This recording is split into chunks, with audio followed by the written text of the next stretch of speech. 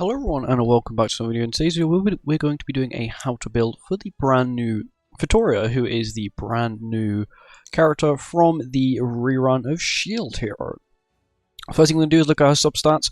She has a lot of crit chance to crit damage. She is, I think, the second highest crit chance, crit damage. No, second highest crit damage, I think.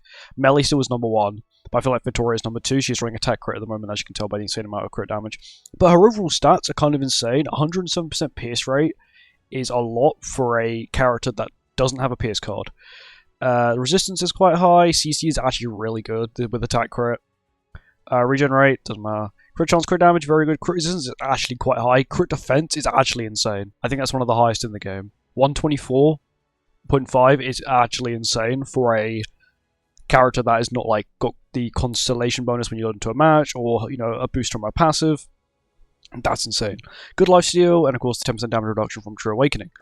Onto her skills. So she has a crit defense lower, which actually has several on it as well, which I think was actually quite a good thing. I do definitely feel like these characters were tested, even the buffed ones. I definitely feel like these were tested a lot more than previous collaboration characters, because maybe, I don't know, they saw that the debuff wasn't doing too much damage, so they added Sever to it, so it guaranteed did a lot of damage, which is quite a smart thing to do. It also turns it sort of into a DPS skill. So it's 40% crit defense plus Sever, 60% crit defense plus Sever, and 80% crit defense plus Sever. And it's for 2 turns. That's actually quite insane. And especially when we get to later on and we see like the actual buff she gives to herself, that's like a normal Sever skill multiplier with a debuff on top of it, which is quite good. It's actually really good. She also has her new own custom skill, which is what I love. I love when they do things like this, especially with collaboration characters. I think it's like the most unique thing they can do is give a character a sort of unique thing to them. Nelfmi has Wrath, Reinhardt has like the immortality random spinny wheel thing, so on and so forth. So she has Gale, which inflicts just normal multiplier damage, but it ignores 30% of defense related stats, which basically means if melee has 30% defense related stats, no, he now has 0, because he doesn't gain anything extra, because she basically nullifies defense related stats, so that's resistance, crit defense, and defense. Also, it's got spike on it as well, just to add a little bit of insult to injury. So 100% multiplier, 150% multiplier, and then 250% multiplier, which is actually quite fair. Bear in mind, it's 2 times crit damage. I think it's a little bit lower than the normal crit damage skill. I think normal crit damage is maybe a little bit higher. We can actually check with Roxy. We'll quickly check with Roxy, because Roxy also has an AoE spike skill. Nope, it's the same multiplier. So they've just given they've given her Roxy's wrong character. They've given them Roxy's spike. So she has Roxy's spike AoE, but it ignores 30% defense related stats. Plus she has an absurd amount of crit damage and crit chance. She's insane. What? And then her ultimate, which does scale a lot. This is the most pay-to-win ultimate in this entire collab, then closely followed by Nelfmi's. Applies 1 sharp talent. This is between 1 and 2 6. There's only 1 talent. 3, 4, and 5, 6 is 2 talons, and then 6, 6 is 3 talons. You only need to get 3, 6.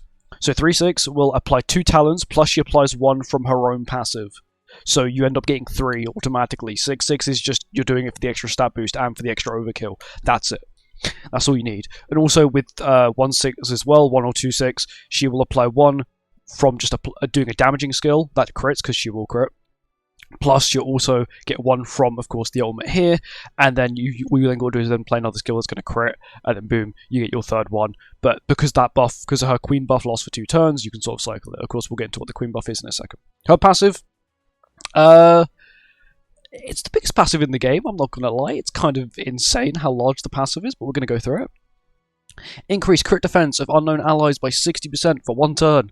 That also applies so when the battle starts, so let's say you go second against a melee, you immediately have that 60% crit defense boost. Bear in mind, she already has 120% crit defense. That's 180% crit defense she now has, which is a lot. That's actually insane. That's more than like Merlin. Like you think Festival Merlin's tanky, right?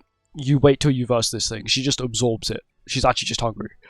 At the start of the battle, to allies' turn, applies the Queen's authority on unknown race allies for 2 turns, limit is once, and increases all stats of the hero by 5% for each unknown ally. So basically, normal collaboration characters have like 7% basic stat boost. This is 5% all stat boost.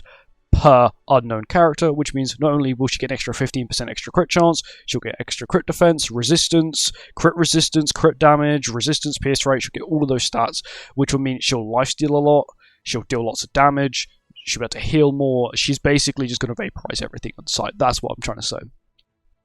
And then you have like this the second paragraph. In addition, the hero's damage dealt increased by 50% when using Gale.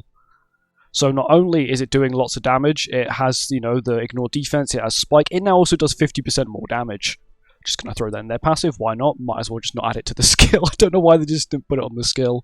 Because that's just a full part by itself. That's like nothing else.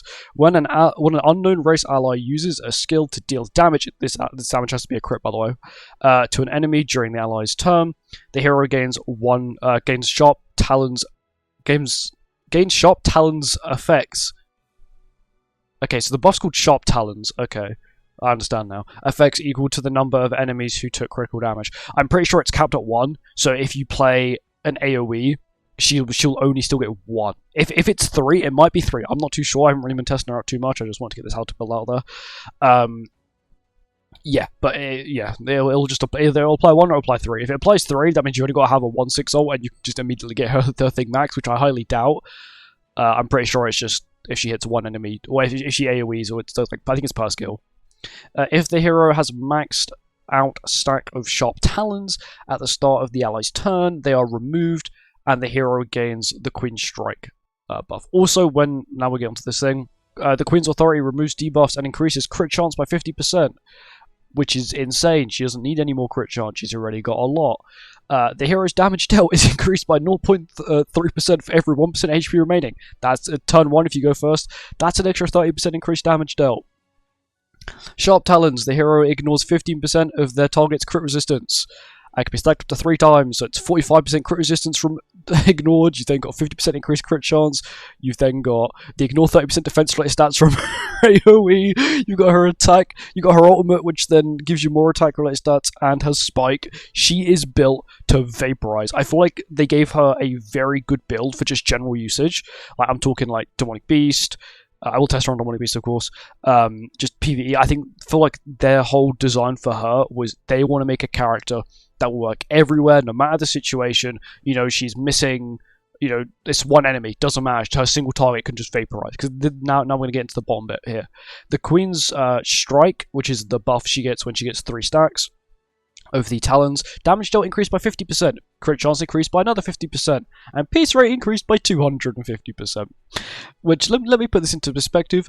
A fully maxed out glass passive, right, which gives her roughly around 385% pierce rate.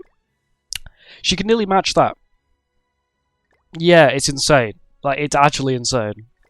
That's also the end of her passive. Now we're off of that. Now we're on to something a little bit shorter. Increase the hero's damage dealt with single target attacks by 15% for each Sharp Talon.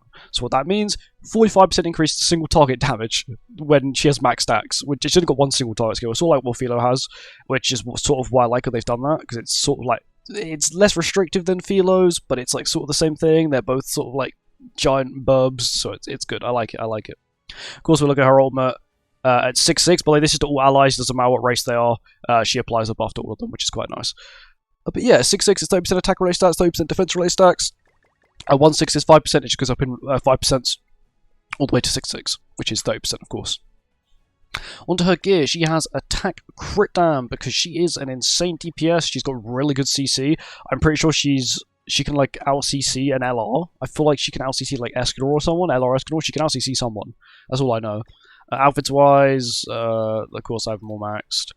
And then her relic, which actually has a lot of stats, which is 450 attack is quite good, but we're seeing that a lot more recently. We're seeing that a lot more recently. Relics are getting like really high stat buffs. I think that's mainly to try and keep up the old characters with new characters CC wise. And there's also, I guess, for collaboration characters to sort of make it feel the same thing, so their base CC is not stupidly high. So the relic sort of helps them out a little bit there, which is quite nice. Overall, she's a really good character. If you have her, definitely level her up. She's insane. And yeah, thank you for watching this video. I hope you guys enjoyed. I'll see you in the next one. Goodbye.